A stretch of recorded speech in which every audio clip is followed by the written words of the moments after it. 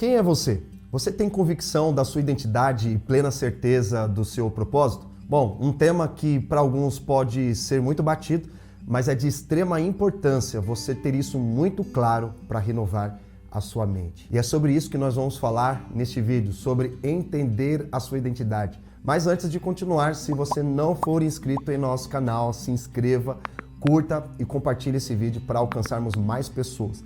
E também ative as notificações para você não perder nenhum vídeo. E bora lá! Fala aí, meus irmãos, eu sou o Robert Marx, seja bem-vindo ao nosso canal. Identidade, segundo o dicionário, significa qualidade de idêntico, é igualdade absoluta, ou seja, conjunto de características físicas e psicológicas essenciais e distintivas de alguém com nome, sexo, impressões digitais, filiação, naturalidade, etc., de um indivíduo consideradas para o seu reconhecimento. Bom, eu começo fazendo a seguinte declaração aqui para você. Quando você descobre a sua origem, que começa em Deus, você vai entender a sua identidade, quem você realmente é. Aí então descobre o propósito para o qual você nasceu e, por fim, você alcança o seu destino.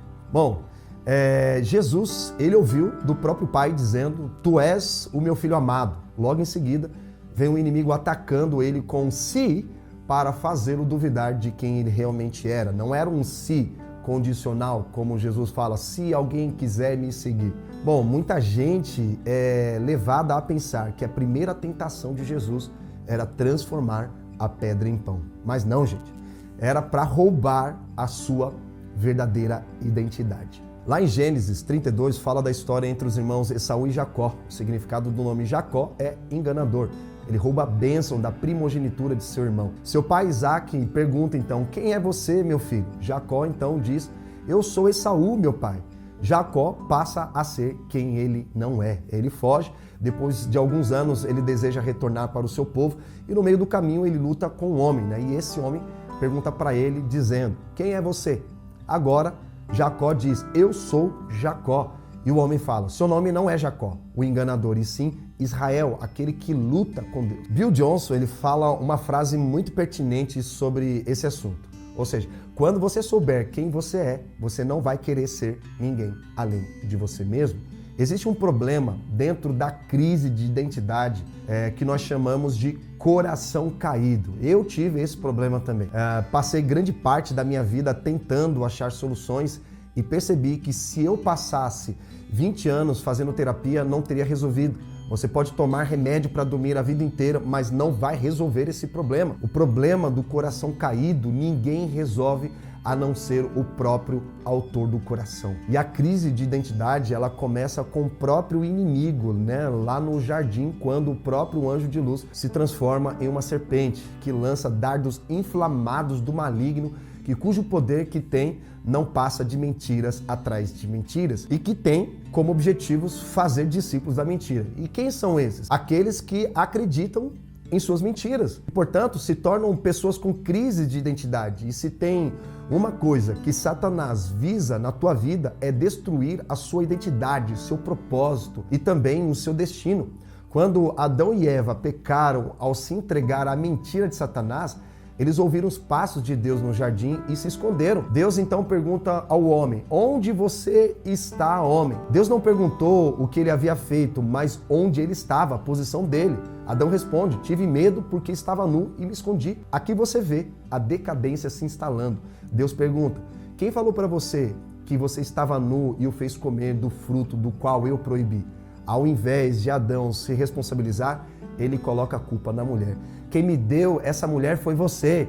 Em outras palavras, a culpa é sua também, Deus, porque eu não pedi mulher nenhuma. Eva, o que aconteceu?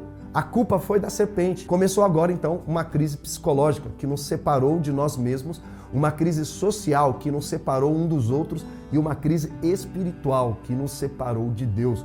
Começou agora uma série de conflitos. Quando nós falamos em relacionamentos, também precisamos lidar com conflitos.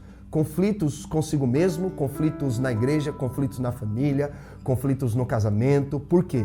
Porque nós esquecemos de fato quem nós somos. Jesus teve a missão de resgatar os corações caídos para nos dar um novo coração, uma nova história. Uma nova história, só que começa com um coração novo. Jesus não veio para trazer uma nova religião, mas sim nos dar um novo coração. Todo mundo que nasce é registrado e recebe esse documento de identidade que contém seu nome, data e local de nascimento, filiação, impressão digital e até a fotografia, né? Bom, basicamente, identidade diz respeito à sua filiação, sua origem e quem você é. Certa vez, eu tinha perdido meu documento de identidade em casa. E qual homem não perde alguma coisa em casa, né?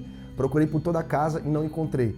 E se você for casado, você sabe que, de maneira geral, é comum, né? Nós, homens, perdemos alguma coisa dentro da nossa própria casa. Procurei e nada. Depois de muito tempo procurando, fui falar com a Érica, minha esposa. Porque, não sei se você sabe, mas as mulheres sabem onde estão todas as coisas dentro da casa. E é incrível isso, porque eu perguntei para a Érica, amor, você sabe onde está o meu RG? Em poucos segundos, ela foi e pegou o documento e disse, tá aqui, ó. Entendeu? Quando parei de procurar a minha identidade e passei a procurar quem sabia onde estava a minha identidade, eu encontrei.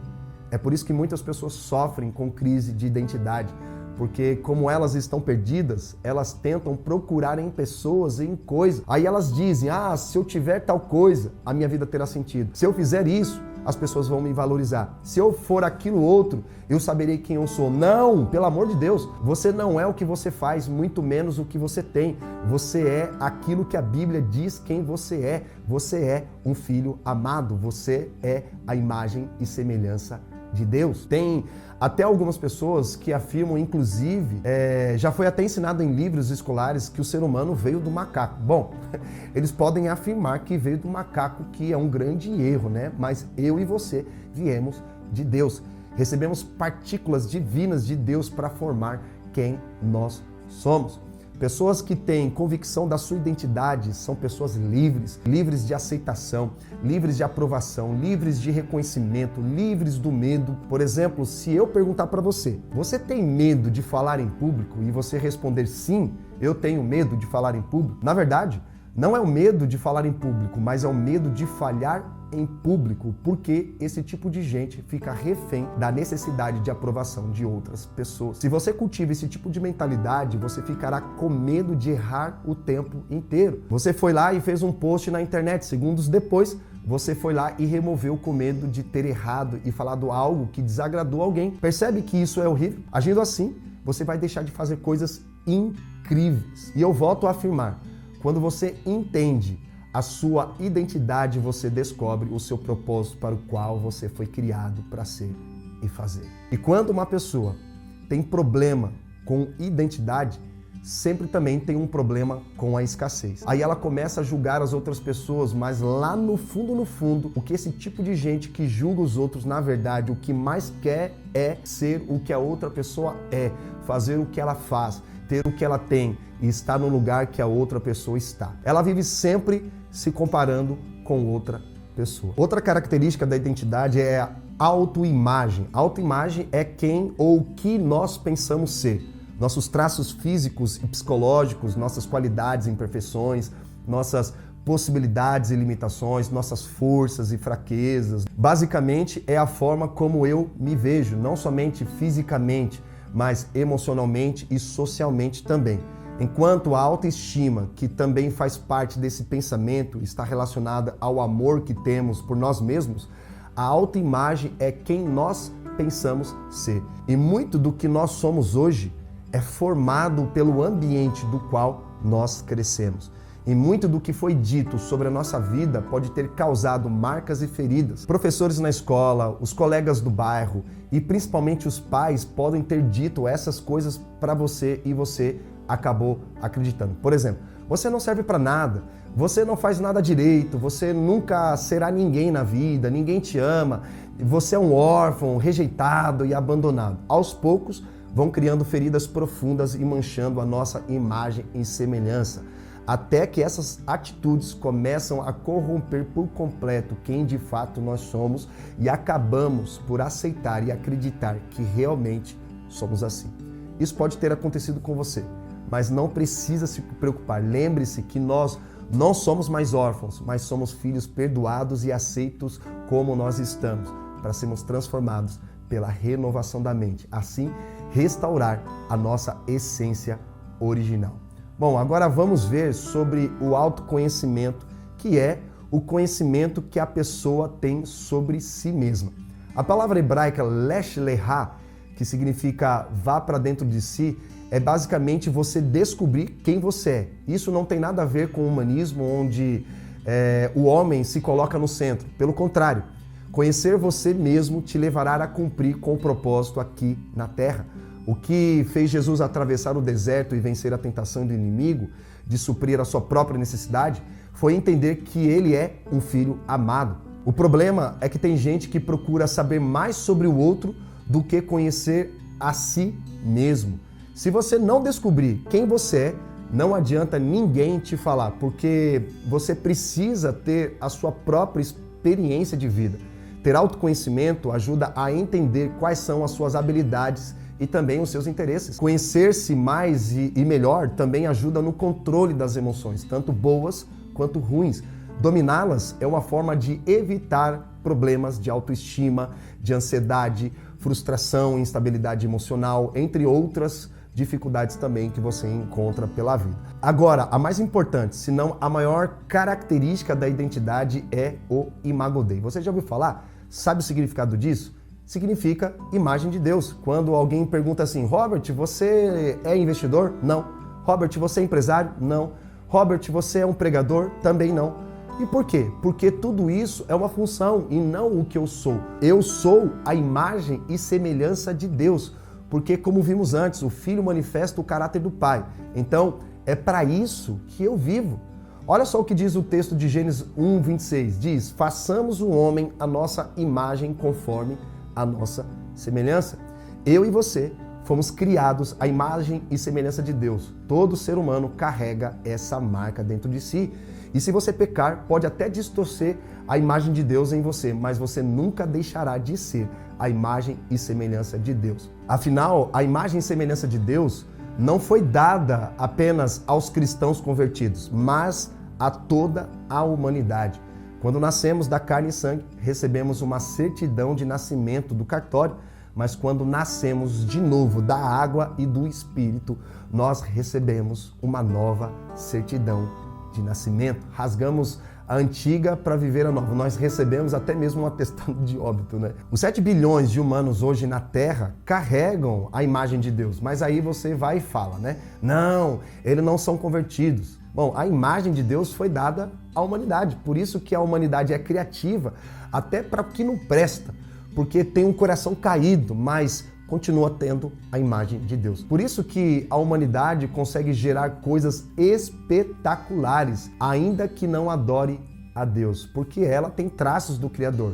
Deus, ao nos criar, colocou substâncias divinas em nós. Você foi criado como Deus é, a sua imagem. Porém, Ele não só te deu soberania, onisciência, onipresença e onipotência. Mesmo assim, Ele te deu traços de inteligência, criatividade, atitude, personalidade, sentimentos. Deus nos criou para sermos o seu reflexo aqui na Terra. Então, só para a gente lembrar, quando Adão e Eva caem, passamos a herdar o coração caído. Por isso, todos nós fomos separados de Deus.